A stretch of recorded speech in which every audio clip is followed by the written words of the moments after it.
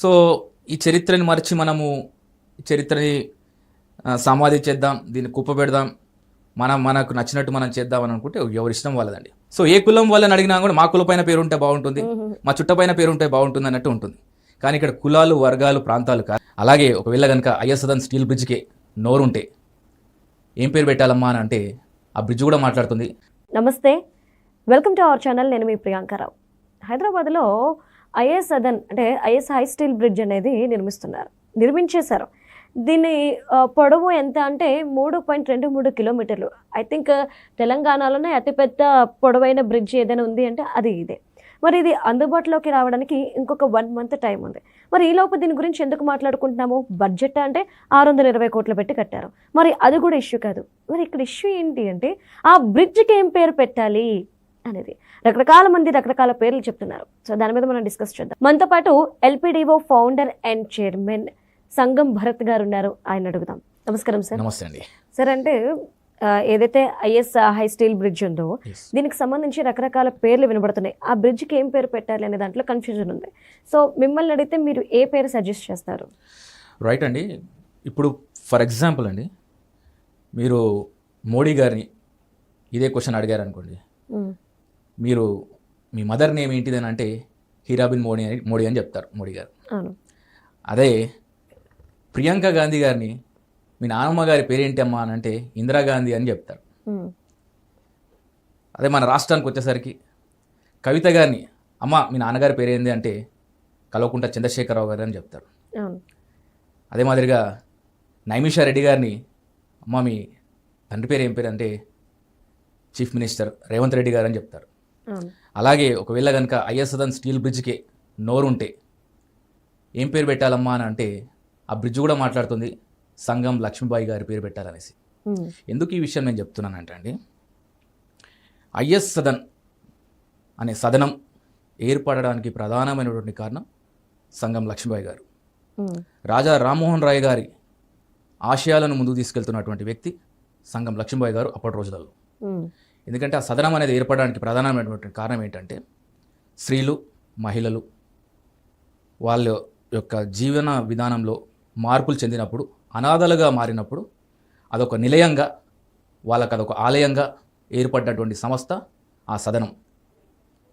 ఆమె చేస్తున్నటువంటి కార్యక్రమాలను చూసి సాక్షాత్తు అప్పుడు ప్రధానమంత్రి నెహ్రూ గారే ఈ సదనానికి వచ్చి విజిట్ చేసినటువంటి సందర్భాలు మీరంతా చరిత్రలో చూడొచ్చు.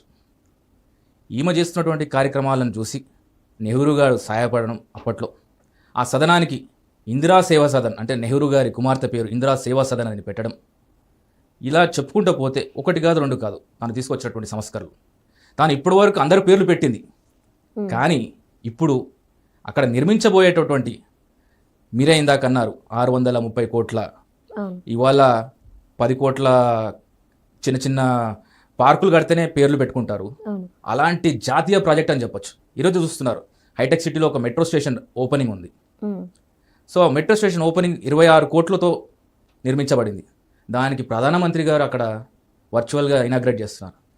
ఇలాంటి పెద్ద కట్టడానికి ఎలాంటి పేరు పెడితే బాగుంటుంది అని అంటే చరిత్రలో ఉన్న వ్యక్తులను గుర్తు చేస్తూ వాళ్ళ ఆశయాలను ముందుకు తీసుకెళ్తూ ఉన్నటువంటి వాళ్ళ పేర్లు పెట్టడం అనేది ప్రకృతి ధర్మం.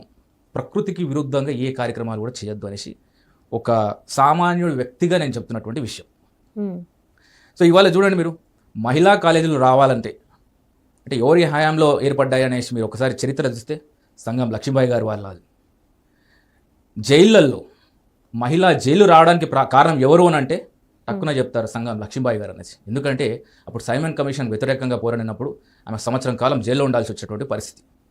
అలాంటి సందర్భాలలో పురుషులకు మహిళలకు ఒకే జైలు గదిలో ఉండడం అనేది ఇది బాగాలేదు అనేసి మొర్రోని మొత్తుకున్న వ్యక్తి సంగం లక్ష్మీబాయి గారు. సో ఒకటి రెండు కాదండి, చరిత్ర చాలా పెద్దది. ఆ చరిత్రని మనము తొవి చూస్తే, అందుకొరకే అన్నాను, ఆ స్టీల్ బ్రిడ్జికే కనుక నోరుంటే, మాట్లాడే అవకాశమే ఉంటే రోజులు కాదు గంటల తరబడి మాట్లాడుతూ తన గురించి చెప్పాల్సినటువంటి విషయాలు చాలా ఉన్నాయి, వెలుగులోకి రావాల్సినటువంటి విషయాలు చాలా ఉన్నాయి. సో ఒక కుటుంబ సభ్యుడిగానే కాదండి, మా మదర్ ఎప్పుడు చెప్పేది, సంగం మల్లీశ్వరి గారు అత్యంత సన్నిహితురాలు సంగం లక్ష్మీబాయి గారికి. ఓకే. సో మనం గతంలో కూడా ఈ విషయాన్ని, ఎందుకంటే మా మదర్ తను చనిపోతూ కూడా తన పార్థివ దేహాన్ని మెడికల్ కాలేజ్కి డొనేట్ చేసి డాక్టర్లకు ఉపయోగపడే విధంగా ఉండాలి సొసైటీలో అనే దానిపైన తను తీసుకున్నటువంటి నిర్ణయం. అలాంటి ఆదర్శమూర్తి దగ్గర పెరిగినటువంటి స్త్రీ మా మదర్ కావడం తన యొక్క ఆశయాలు. మా మదర్ ఎప్పుడు చెప్పేవారన్నమాట, ఆస్తుల గురించి కాదు, తన ఆశయాలను ముందు తీసుకెళ్ళాలి అంతే తప్ప ఇవాళ ఆస్తులు లేకపోతే ఆ సంస్థలు ఎలా ఉన్నాయి అనే దానిపైన మేము మాట్లాడతలేమండి. ఎప్పుడు కూడా మేము మాట్లాడలేము. కాకపోతే ఏంటంటే తన ఆశయం ఏంటంటే అందరికీ తెలపాల్సినటువంటి విషయం ఇది. తను సంగం లక్ష్మీబాయి గారు చిన్నతనంలోనే భర్తను కోల్పోయింది ఎట్ ది ఏజ్ ఆఫ్ 9. అంటే అప్పట్లో బాల్య వివాహాలు జరిగేటువంటి. సో ఈ చరిత్ర ఎవరు తెలియదండి. తనతో పాటు ఉన్న వాళ్ళకు, తనతో పాటు ఉన్న కుటుంబ సభ్యులకు, తనతో పాటు ఉన్నటువంటి అత్యంత సన్నిహితులకు మాత్రమే తెలుస్తుంది. మీరు గూగుల్లో వెతికినా కానీ కూడా ఈ విషయాలు తెలియదు చాలా మటుకు. సో మళ్ళీ తనకు 13 ఏట మరొక మ్యారేజ్ చేయడం జరిగింది. అప్పుడు భర్త చనిపోవడం జరిగింది అనమాట. అయ్యో. సో మీకు తెలుసు ఆ రోజులలో భర్త చనిపోతే స్త్రీ యొక్క పరిస్థితి ఎలా ఉంటుందో. 9 ఏళ్ల పాపకి మ్యారేజ్ అయినప్పుడు తనకి మ్యారేజ్ అంటే ఏంటిదో, దాని అవసరం ఏంటిదో కూడా తెలియని స్థితిలో ఉంటుంది ఆ మహిళ. అలాంటి స్థితిలలో ఇలా చాలా చురుకైన అమ్మాయి. మా ముత్తాత గారు సంగం సీతారామయ్య గారు సంగం లక్ష్మీబాయి గారి చురుకుదనం చూసి, తన యొక్క యాక్టివిటీస్ని చూసి ఈ మహిళ జీవితం ఇలా కావద్దు. ఎందుకంటే Sangam Sitaramaiah garu is a follower of Raja Rammohan Roy. So ఒక మహిళ జీవితం ఇలా కావద్దు అనేసి తనను గుంటూరు శారద నికేతనంలో చేర్పించడం, తను ఒక చురుకైన అమ్మాయిగా చదువుకొనిచి ఇలా 10 మంది నాలాంటి వాళ్ళు ఇబ్బంది పడద్దు, వాళ్ళకి ఇబ్బంది పడద్దు అంటే ఒక నీడ ఉండాలి, ఒక నీడనిచ్చే ఆలయం ఉండాలి. అలాంటి ఆలయ సాధనకే ఈ ఐఎస్సద ఏర్పడ్డది. సో ఇది చరిత్ర. సో ఈ చరిత్రని మర్చి మనము చరిత్రని సమాధి చేద్దాం, దీన్ని కుప్పబెడదాం, మనకు నచ్చినట్టు మనం చేద్దామని అనుకుంటే ఎవరి ఇష్టం వాళ్ళదండి. ఒక కుటుంబ సభ్యుడిగా ఎవరు ఏ పేరు పెట్టినా కానీ కూడా we decided it's Sangam Lakshmibai bridge అనేసి మేము అనుకుంటాం. ఎందుకంటే ఇది జాతీయ ప్రాజెక్ట్. అది ఎంత పొడవు అంటే దాదాపు 3 కిలోమీటర్ల 200 మీటర్లు. ఆల్మోస్ట్ సౌత్ ఇండియాలోనే ది బిగ్గెస్ట్ బ్రిడ్జ్.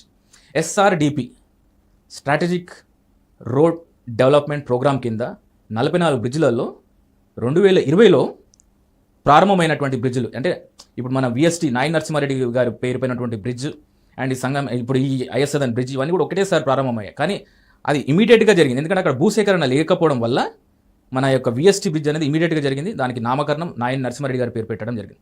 దానికి సబబే ఎందుకంటే ఆయన ఒక లేబర్ లీడర్గా ఉన్నారు, మళ్ళీ ఎమ్మెల్యేగా ఉన్నారు.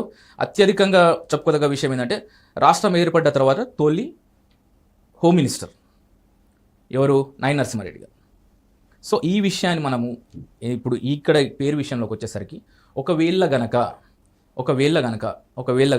లేదు మనం వేరే పేర్లు పెట్టాలి. ఎందుకంటే ఇప్పుడు మీరు రోజు అడుగుతున్నారన్నమాట, అరే అందరూ ఎవరో ఒకరు వినతి పత్రం ఇస్తున్నారు, మీ ఫ్యామిలీ నుంచి ఎవరు ఇవ్వట్లేదు అది అనేసి అంటే మేము ఎప్పుడు అంటామన్నమాట, మేము ఏ సంఘాలకు చెందిన వాళ్ళం కాదు, ఒక కులానికి సంబంధించి అంటే ఇట్లా వెళ్ళి ఆ పేరు పెట్టాలి ఈ పేరు పెట్టాలి అనేసి. ఎందుకంటే అక్కడ ఆర్ఫనేజ్లో we are all treated equal. Okay. Even though మాకు మా సొంత మామల కన్నా ఎక్కువ మాకు రెడ్డి కమ్యూనిటీలో మాకు మామలు చాలామంది ఉన్నారు, ఒక వైశ్య కమ్యూనిటీ నుంచి మాకు మామలు చాలామంది ఉన్నారు. అలా చెప్పుకుంటూ పోతే కమ్మరు ఎన్ని జాతుల వాళ్ళు ఐక్యత. అక్కడ ఒక కులం వాళ్ళనే కాదండి, ఒక మతం వాళ్ళనే కాదు, ప్రతి ఒక్కరికి అప్పుడు అదొకటే స్కూల్ ఉండేది అక్కడ. ఓకే. ఇప్పుడు మాషెట్టి హనుమంత గుప్తా స్కూల్ అనేది తను స్థాపించినటువంటి స్కూల్ అది. ఎందుకంటే మాషెట్టి హనుమంత గుప్తా గారు తన యొక్క చురుకుతనము ఇవన్నిటిని చదువులు అన్నింటిని చూసిన తర్వాత తనకి ఎలా చేస్తే బాగుంటుంది అని అనుకుంటే మార్గదర్శనం చూపించినటువంటి వ్యక్తి. అలాంటి వ్యక్తిని కూడా మరవకుండా Mashetti Gupta MH Gupta high school నామకరణం చేయడానికి ప్రధానమైనటువంటి కారణం సంగం లక్ష్మీబాయి గారు. సో ఇది కాకుండా చరిత్రని ఇక్కడే సమాధి చేసి మనం పేరు పెట్టాలి అని అనుకుంటే ఒకవేళ కనుక మీరు డెఫినెట్గా ఇప్పుడు ఒకవేళ కనుక మైనారిటీ కమ్యూనిటీ వాళ్ళు ఎవరైనా పేరు పెట్టాలనుకుంటే ఆ బ్రిడ్జ్కి, ఎందుకంటే అక్కడ నుంచి కూతవేటు దూరంలోనే ఓఎస్సీ బ్రిడ్జ్ ఉంది. సో ఓఎస్సీ బ్రిడ్జ్ మళ్ళీ ఓఎస్సీ హాస్పిటల్, ఓఎస్సీ బ్రిడ్జ్ కూడా ఉంది, ఓఎస్సీ హాస్పిటల్ కూడా ఉంది. సో ఓఎస్సీ గారి పేరు అంటే ఆల్రెడీ ఉంది కాబట్టి సో ముస్లిం కమ్యూనిటీ నుంచి ఒకవేళ కనుక పేరు కనుక సిఫార్సు చేయమని నన్ను అడిగితే కనుక నేను ఫస్ట్ ఒకవేళ కనుక గాంధీకి రిలేటెడ్గా ఉండాలి అనుకుంటే ఖాన్ అబ్దుల్ గఫర్ ఖాన్ పేరు రిఫర్ చేస్తానండి. ఎందుకంటే తన సరిహద్దు గాంధీ, జాతి గర్వించదగ్గటువంటి స్వతంత్ర సమరయోధుడు ఖాన్ అబ్దుల్ గఫర్ ఖాన్. ఒకవేళ కనుక మన తెలంగాణ రాష్ట్రం నుంచి ఒక ముస్లిం వ్యక్తి పేరు కావాలనుకుంటే షోయబ్ ఉల్లా ఖాన్, జర్నలిస్ట్, రజాకర్ల చేతుల్లో చనిపోయినటువంటి జర్నలిస్ట్. ఓకే, అర్థమైంది, గుర్తొచ్చింది. అప్పట్లో తను చనిపోతే తన భార్య వైదవ్యం పొందినప్పుడు తనని కలవడానికి ఎంతోమంది జనికినా కానీ కూడా ఒక ఉక్కు మనిషిలాగా వెళ్ళినటువంటి వ్యక్తి సంగం లక్ష్మీబాయి గారు. ఓకే. ఇవన్నీ మాకు చిన్నప్పుడు మా తల్లిదండ్రులు చెప్పడం ఇవంతా కూడా మేము ఇవాళ అంత గంటాపదంగా గర్వంగా మాట్లాడడానికి కారణం ఏంటిదంటే చరిత్ర ఉంది కాబట్టి మాట్లాడుతాం. రైట్. సో అదే ఒక బీసీ కమ్యూనిటీ నుంచి కూడా చాలా మటుకు కొన్ని పేర్లు చెప్తున్నారు అనేసి మాకు వచ్చిన ఇన్ఫర్మేషన్ ప్రకారంగా చెప్పారు. ఒకవేళ కనుక బీసీ కమ్యూనిటీ కనుక మీరు పేరు పెట్టాలని అనుకుంటే శివశంకర్ గారు సెంట్రల్ మినిస్టర్, తన పేరు పెట్టండి. ఎందుకంటే ఒక సెంట్రల్ మినిస్ట్రీలో ఉన్నారు. మళ్ళీ దాని తర్వాత తను అల్పెరుగని రాజకీయంగా కొనసాగించారు. అలాగే గాంధీ ఫ్యామిలీకి కానివ్వండి, అటు సంగం లక్ష్మీబాయి గారు కానివ్వండి, అత్యంత సన్నిహితుడు శివశంకర్ గారు. మీరు ఇంకా ముందుకెళ్ళాలనుకుంటే స్ఫూర్తిప్రదాతమైనటువంటి పేర్లు మీకు చాలా ఉన్నాయి బీసీ కమ్యూనిటీ నుంచి. అంటే చరిత్రని సమాధి చేసి ఒకవేళ మీరు పేరు పెట్టాలనుకుంటే, ఒకవేళ కనుక మీరు ఓసీ అంటే మేజర్ ఏంటంటే అక్కడ ఏరియాలో రెడ్డి కమ్యూనిటీ గాను సో చాలా పేర్లు ప్రతిపాదిస్తున్నారంట. సో నన్ను ఒకవేళ కనుక ఈ ప్యానల్లో మెంబర్ అయ్యి పేరు పెట్టాలి. ఎందుకంటే అధికారులు కూడా చదువుకునే వాళ్ళు ఉంటారు, చరిత్ర తెలిసిన వాళ్ళు ఉంటారు కాబట్టి ఈ విషయాన్ని మీ మాధ్యమం ద్వారా నేను చెప్పాలనుకుంటున్నాను. సో అక్కడ పేరు పెట్టాలని అనుకుంటే కనుక ఖచ్చితంగా ఇప్పుడు నాటి తరానికి నేటి తరానికి ఇప్పుడు వారధిగా ఈ యొక్క బ్రిడ్జ్ 2020లో స్టార్ట్ అయినా కానీ కూడా 2023 నుంచి పనులన్నీ స్టార్ట్ అయిపోయి సర్వేగంగా ఇప్పుడు ఉన్నటువంటి గవర్నమెంట్ ముఖ్యమంత్రి రేవంత్ రెడ్డి గారి పేరు పెడితే బాగుంటుందని నేను కోరుకుంటానండి. ఎందుకంటే దీంట్లో గంటాపదంగా నేను చెప్పేది ఏంటంటే ఆ ఏరియాలో ముఖ్యమంత్రి రేవంత్ రెడ్డి గారు కూడా చాలా రోజులు గడిపారు. దాని తర్వాత అది కేవలము ఐఎస్ సదన్ సైదాబాదే కాదండి. మీరు అటు నుంచి చూస్తే స్ట్రేట్గా వెళ్తే బెంగళూరు హైవే టచ్ అవుతుంది, శ్రీశైలం హైవే టచ్ అవుతుంది. మీరు లెఫ్ట్కి వెళ్ళారనుకోండి నాగార్జున సాగర్ హైవే, మళ్ళీ దాని తర్వాత విజయవాడ హైవే టచ్ అవుతుంది. సో ఇది ఎన్నో దారులకు అనుసంధానమైనటువంటి బ్రిడ్జ్ కాబోతుంది. సంగం లక్ష్మీబాయి గారి పేరు పైనటువంటి రాబోతున్నటువంటి bridge is Sadan bridge, Saidabad bridge అనమాట. సో గంటాపదంగా రేవంత్ రెడ్డి గారి పేరుని మనము సిఫారసు చేయవలసి వస్తుంది. అండ్ దాని తర్వాత అటు నుంచి వాళ్ళ బస్సెస్, వాళ్ళ ఊరికి వెళ్ళాల్సినటువంటి బస్సెస్ కానివ్వండి, అక్కడ చెప్పాలనుకుంటే అక్కడ కొన్ని ల్యాక్స్ ఆఫ్ గ్రామాలకి అది ఒక రహదారిగా మారుతుంది ఈ బ్రిడ్జ్. ఒకవేళ కనుక మీరు నేషనల్ లీడర్స్ని మీరు పెట్టాలి అని అనుకుంటే మీరు ఖచ్చితంగా కూడా మీరు చరిత్రని ఒకసారి చూసి క్రమం తప్పకుండా మనం అనుక్షణం చరిత్రలో స్వతంత్ర పరులను గుర్తు చేస్తూ ఉండాలి అని అనుకుంటే, వాళ్ళ ఆశయాలను ముందు తీసుకెళ్తూ ఉండాలంటే వాళ్ళ యొక్క ఆశయాలను గౌరవిస్తూ ఉండాలి. సో ఫైనల్గా నేను చెప్పేది ఏంటంటే ఇవన్నీ పేర్లు మీకు నచ్చకపోతే రాజా రామ్మోహన్ రాయ్ గారి బ్రిడ్జ్ అని పెట్టండి, స్టీల్ బ్రిడ్జ్ అని పెట్టండి. ఎందుకంటే ఇవాళ సమానత్వం, స్త్రీ గౌరవం అలాంటి ఆశయాలతోని ఏర్పడ్డటువంటి సదనం సంగం లక్ష్మీబాయి గారి ఆధ్వర్యంలో వచ్చినటువంటి ఈ యొక్క పేరు ఐఎస్ సదన్ కానివ్వండి, ఇవంతా కూడా ఆమె స్థాపించినటువంటి వ్యవస్థ కాబట్టి ఈ రాజా రామ్మోహన్ రాయ్ గారి బ్రిడ్జ్ అని పెట్టినా కానీ కూడా హర్షిస్తుంది సమాజం, గౌరవిస్తుంది, స్వాగతిస్తుంది. సో కుటుంబ సభ్యుడిగా ఎవరికైనా కూడా, నా స్థానంలో ఉన్న వాళ్ళకి ఎవరికైనా కూడా కుటుంబ సభ్యుడి పేరే ఉండాలని ఉంటుంది. మనకి ఎందుకంటే భిన్న జాతులు, భిన్న మతాలు, భిన్నత్వంలో ఏకత్వం, అదే భారతతత్వం.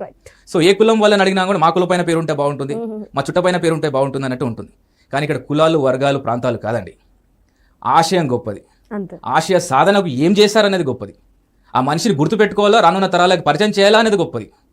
సో ఈ సంగం లక్ష్మీబాయి గారి పేరు పెట్టడం అనేది సరైనది అనేసి ప్రకృతి కూడా హర్షిస్తుంది మనకి. ఎందుకంటే ప్రకృతి విరుద్ధంగా ఏ పనులు చేయొద్దు, దాని పరిణామాలు ఎలా ఉంటాయి అనేది ప్రకృతి మనం చూస్తూనే ఉన్నాం. సో చివరిగా నేను అటు రాష్ట్ర ప్రభుత్వాన్ని కానివ్వండి, కేంద్ర ప్రభుత్వాన్ని కానివ్వండి, ఈ మాధ్యమం ద్వారా రిక్వెస్ట్ చేసేది ఏంటంటే పేరు అనే పదం వచ్చింది కాబట్టి సంగం లక్ష్మీబాయి గారి పేరు పెడితే బాగుంటుందని చెబుతూ, ఇది ఖచ్చితంగా ఈ యొక్క పేరుని స్వాగతిస్తారనేసి సమాజం కూడా హర్షిస్తుంది ఈ పేరు పెడితే అనేసి సెలవు అండి. Right, thank you so much.